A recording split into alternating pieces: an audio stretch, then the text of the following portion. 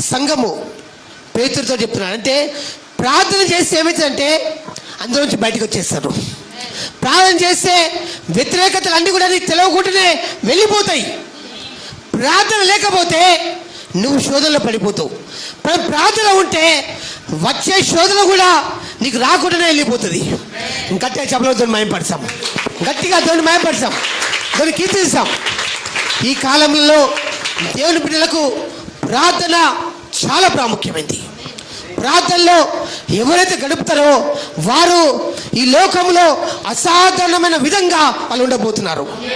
వారికి అసాధారణమైన సహాయం రాబోతుంది. అసాధారణమైన విధంగా వాళ్ళు ఉండబోతున్నారు.